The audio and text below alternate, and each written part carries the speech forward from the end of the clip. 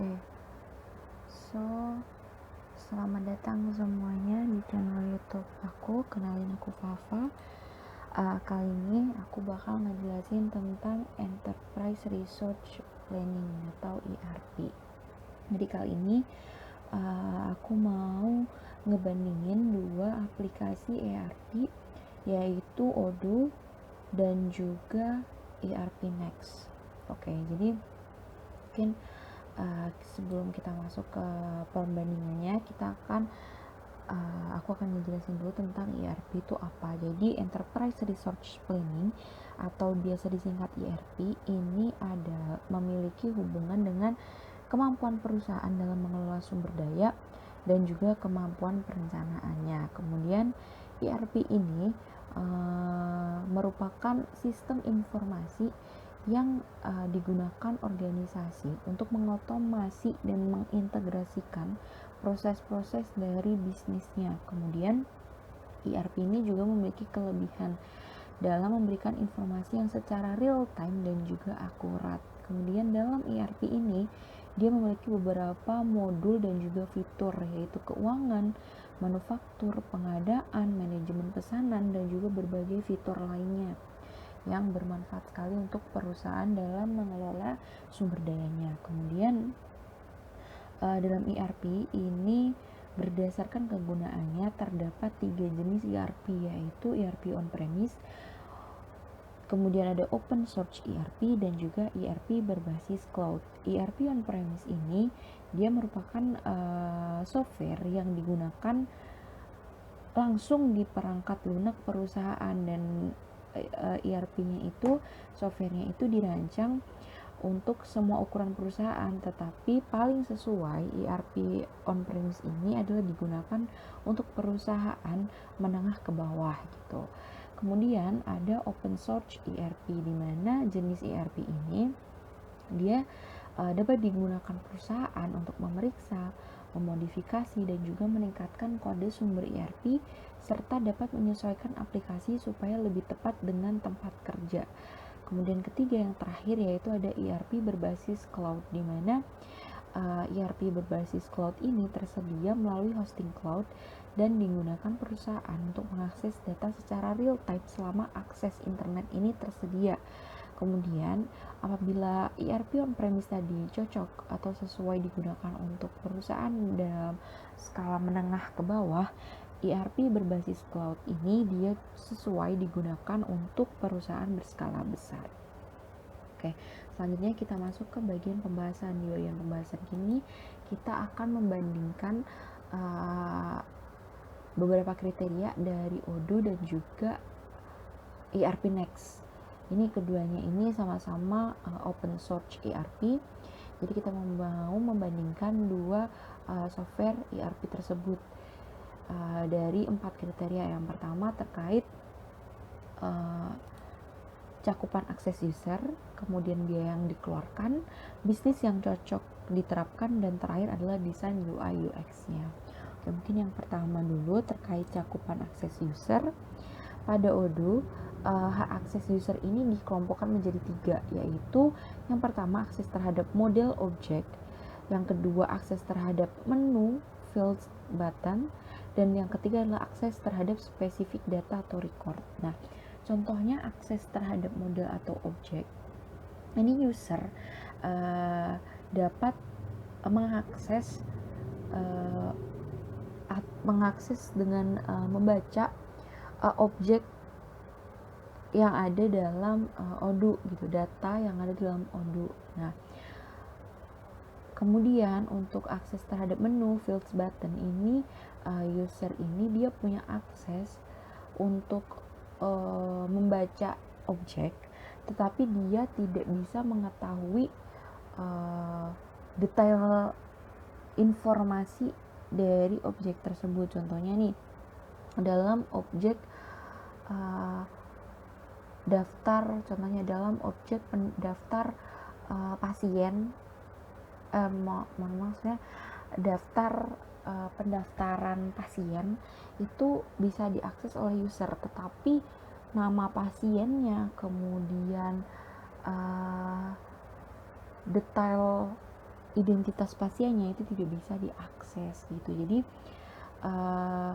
fieldnya ini disembunyikan dari usernya, jadi cuma bisa baca objeknya aja tapi tidak bisa membaca fieldnya. Kemudian untuk akses terhadap spesifik data record, di sini user ini punya akses read terhadap objeknya, juga terhadap menu, fields, dan button. Tapi user ini hanya boleh melihat data-data tertentu saja gitu. Untuk data-data lain ini bisa diatur untuk tidak bisa diakses oleh user.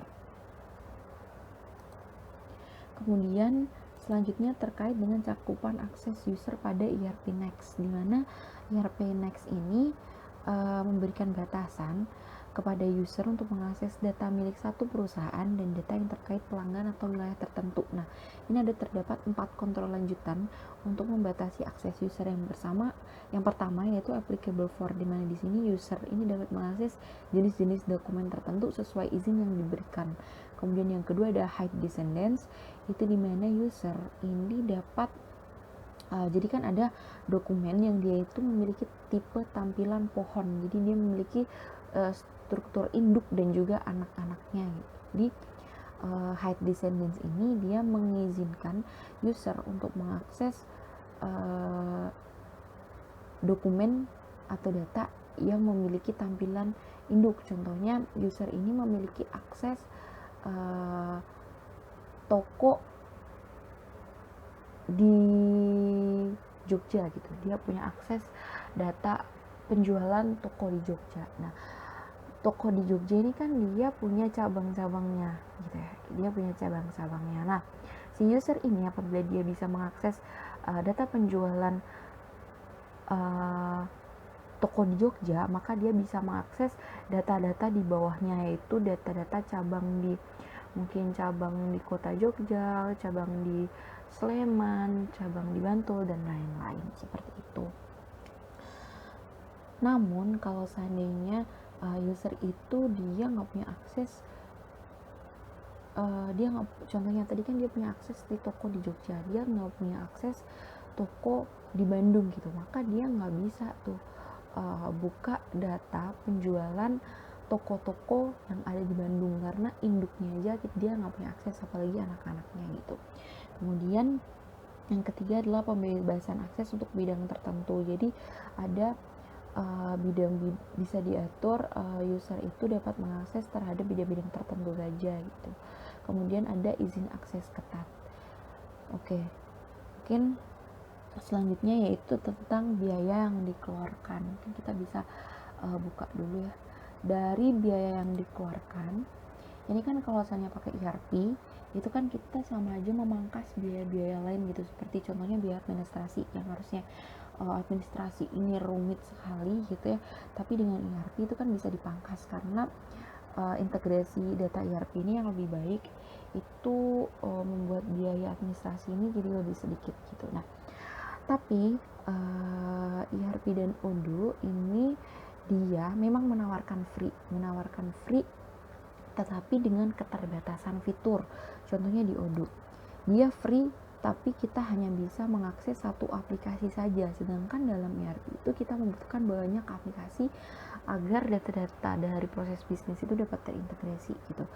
Nah, kalau di ERP Next Pricing dia ini semua fitur bisa, usernya juga unlimited, tetapi dia tidak bisa mendapatkan beberapa fasilitas gitu. Manage hostingnya dia tidak dapat, produk garantinya enggak, functional supportnya enggak. Jadi kalau nanti ada masalah fungsi si ERP ini tidak menyambung gitu. Kemudian ada additional usersnya dia enggak, unlimited usersnya enggak, success manager enggak, large DB supports enggak. Ini untuk yang free itu open source itu dia free ya. Kemudian ERP Next Pricing ini dilihat dia menawarkan beberapa pilihan harga per bulannya. Ini ada yang mulai dari $10 sampai $1.000 dengan fasilitas yang diberikan itu berbeda-beda ya, tergantung harganya.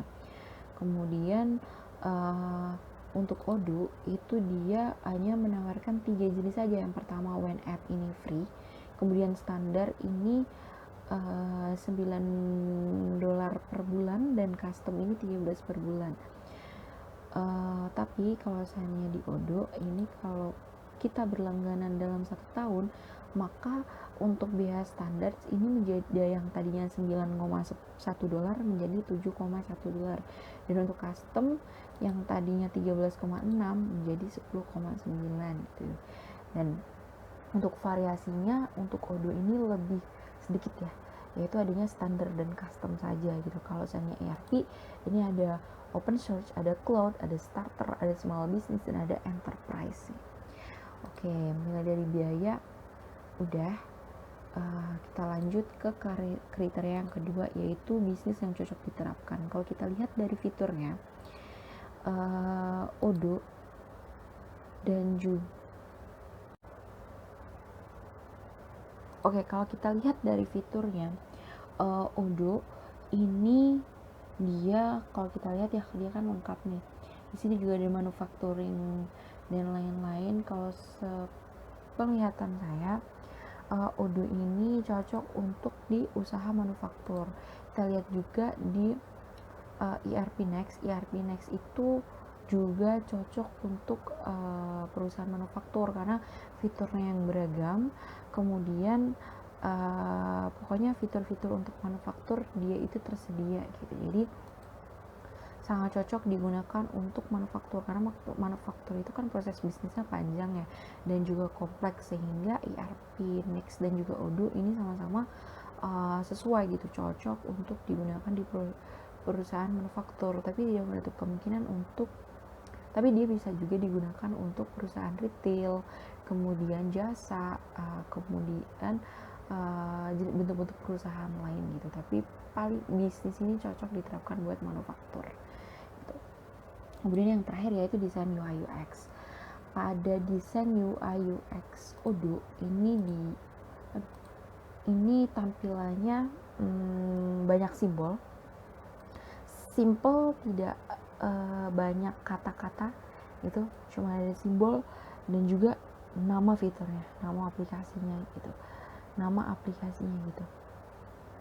tidak ada penjelasan apa-apa, simple, jadi orang bisa langsung tahu aplikasi apa aja sih ini gitu.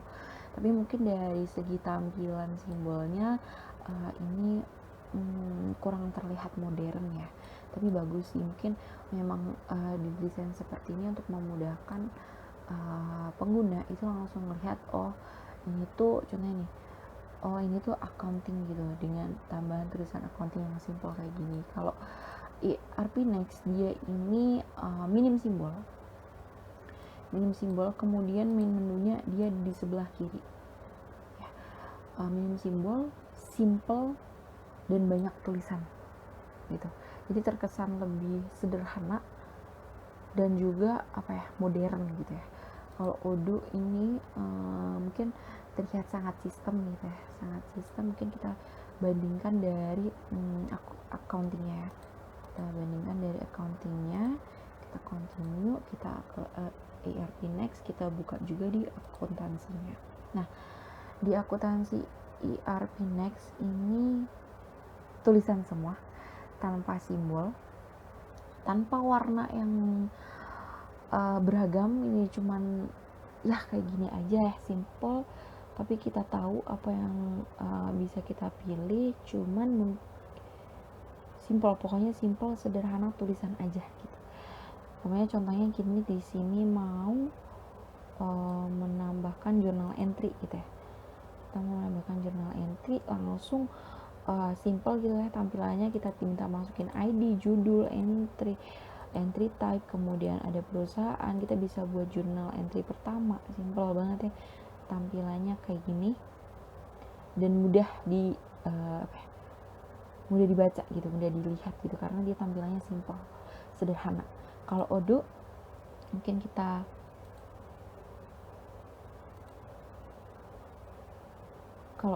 ini dia tampilannya lebih sistem ya, lebih sistem daripada si ERP Next. Oke, itu tadi terkait benchmarking Odoo dengan ERP Next. Mungkin itu saja untuk kesempatan kali ini. Dari aku terima kasih banyak. Semoga bermanfaat. Sampai jumpa lagi di tugas-tugas selanjutnya. Sampai jumpa lagi di penjelasan-penjelasan lain.